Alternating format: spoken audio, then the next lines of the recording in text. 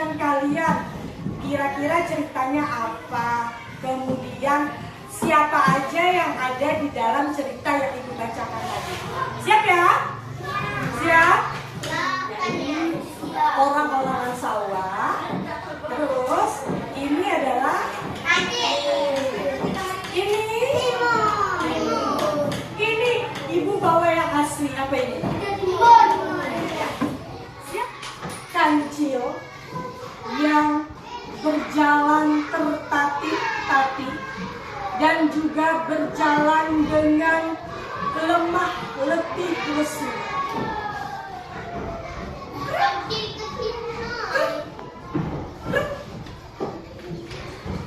Itu Kancil dan teman-temannya yang ada di hutan baru saja mendapatkan musibah, yaitu ketika hutan tempat mereka tinggal dan mencari makan habis terbakar oleh si penebang liar. Sambil berjalan tertatih-tatih, dari kejauhan Kancil melihat hamparan kebun yang luas.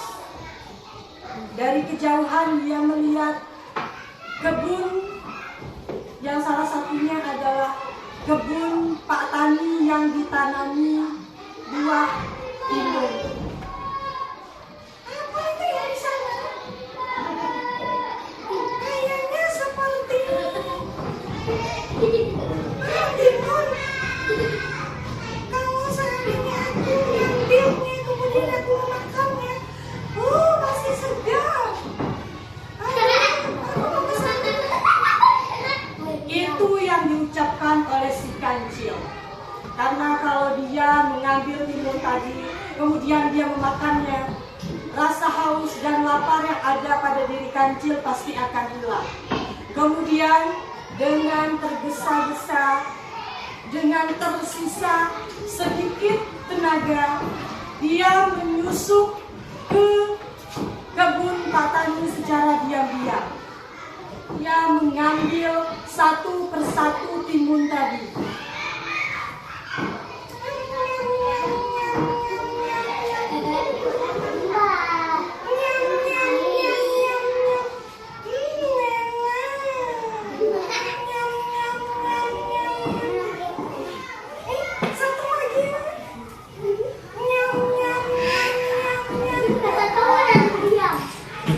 Tanpa terasa, Kancil sudah menghabiskan banyak sekali timun.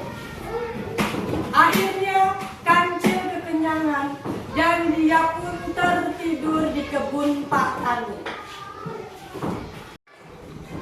Sudah sore, kemudian Kancil terbangun dan dia segera berlari sekencang-kencangnya dari kebun Pak Tani agar tidak ketahuan oleh si Pak Tani. Datanglah Pak Tani menuju kebunnya untuk memeriksa kebunnya dan juga untuk memanen timun dari kebunnya. Siapa yang berani menghancurkan kebunku? Kalau saja aku tahu siapa yang menghancurkan kebunku, maka orang itu akan diberi hukuman. Itu yang disampaikan oleh Pak Tani, karena Pak Tani kaget ketika masuk ke kebunnya, kemudian melihat kebunnya hancur dan timun-timunnya juga sudah sebagian habis. Yang harus aku lakukan agar aku bisa mendapatkan orang yang mencuri timunku tadi. Pak Tani berpikir.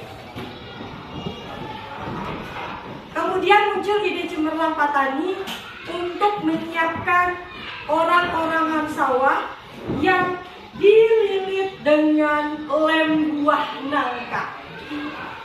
Kalau dililit dengan lem buah nangka, maka apabila ada orang yang menempelkan tangannya dan badannya ke orang-orangan sawah ini, maka orang tersebut tidak akan bisa lepas dari orang-orangan sawah ini. Bekerja keras untuk membuat orang-orangan sawah dan juga menempelkan lem nangka, dan orang-orang orang-orang sawah ini diletakkan di tengah kebun Pak Tani.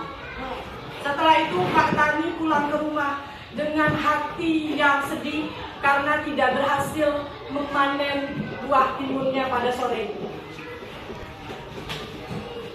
Keesokan harinya, Kancil datang kembali ke kebun Pak Tani dengan niat untuk memakan kembali timun yang masih tersisa.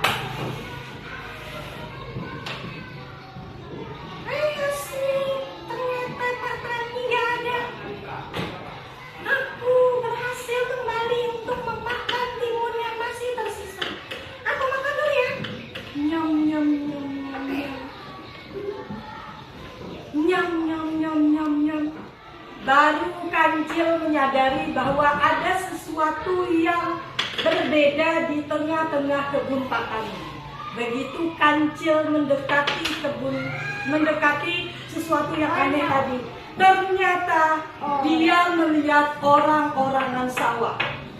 Kancil mengira bahwa orang-orangan sawah ini adalah Pak Tani yang sesungguhnya.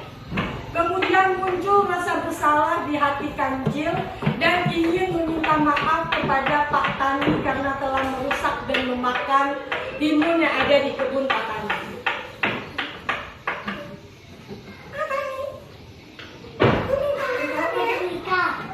Aku telah mencuri timun yang ada di kebun Pak Tani. Itu suara siapa yang tadi?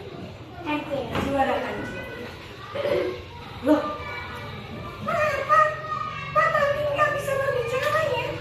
Jangan-jangan Pak Tani ini lagi tidur. Tak ada suara dan tak ada respon dari si Pak Tani. Yang dikira oleh si Kancil tadi adalah Pak Tani, tapi ternyata siapa? Orang sawah. Dia orang-orang sawah. Kemudian, ini siapa ini? Ini siapa ini? Ya. Ya. Aku minta maaf ya Pak Tani, tolong mengambil timun kamu. Kita salaman dulu ya Pak Tani, aku minta maaf. Kita pelukan dulu ya Pak Tani.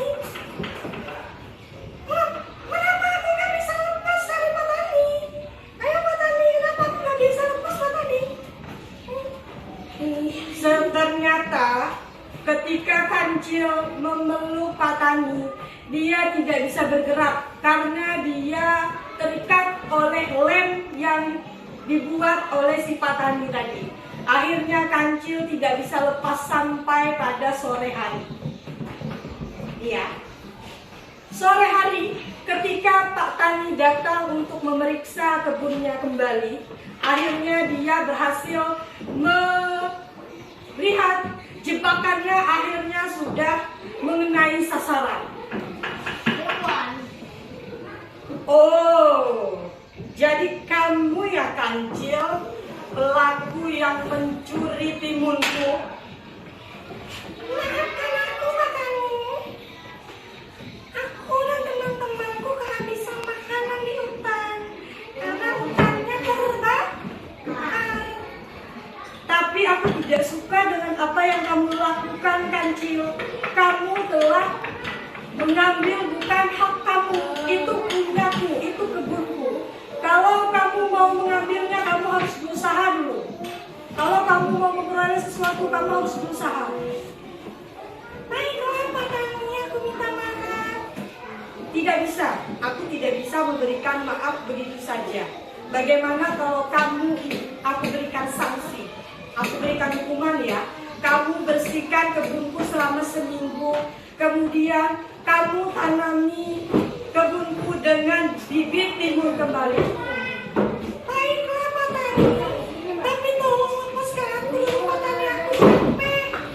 Aku udah kecapean Pak Tani. Sudah capek Pak Tani. Udah dari tadi nempel di orang-orangan sawah yang kamu buat. Baiklah, aku akan menolong kamu. Tapi kamu harus berjanji untuk melaksanakan hukuman yang aku berikan tadi. Baik Pak Tani. Kemudian Pak Tani melepaskan Kancil dari orang-orangan sawah tadi. Akhirnya Kancil pun berusaha sebaik mungkin untuk melaksanakan hukuman yang telah diberikan oleh si Pak Tani tadi. Begitu hari terakhir mendapatkan hukuman, Kancil pun berterima kasih kepada Pak Tani karena telah memaafkan Kancil dan juga membiarkan Kancil untuk bebas kembali ke hutan. Terima kasih ya Pak Tani, telah memberikan aku kebebasan. Aku mau pergi dulu Pak Tani. Sebelum pergi, ini aku beri dulu ya kamu Timur, biar kamu bisa bagikan dengan teman-temanmu yang ada di hutan. Terima kasih ya Pak Tani, aku pergi dulu, dadah. Jadi Kancil, bagus tidak tadi, baik tidak Kancil tadi mencuri timunnya Pak Tani? Enggak ya. Iya jadi Pak Tani ya. Jadi ya. Iya. Pesan moral yang dapat kita ambil adalah jangan pernah kita mengambil barang yang bukan milik kita. Kalau kita mau meminta sesuatu, silakan minta izin kepada yang punya. Sedikit aja, apa sih cerita yang Ibu sampaikan tadi, biar yang lain itu bisa juga nanti menyampaikan apa ya cerita yang Ibu sampaikan tadi. Ya, tadi yang ciri mentimur. Kemudian ketangkap basah oleh ketangkap basah siapa? Siapa? Iya, ketangkap basah orang-orang bersalah. Siapa yang membuat orang-orang bersalah? Iya, Pak Tani. Ya, duduk.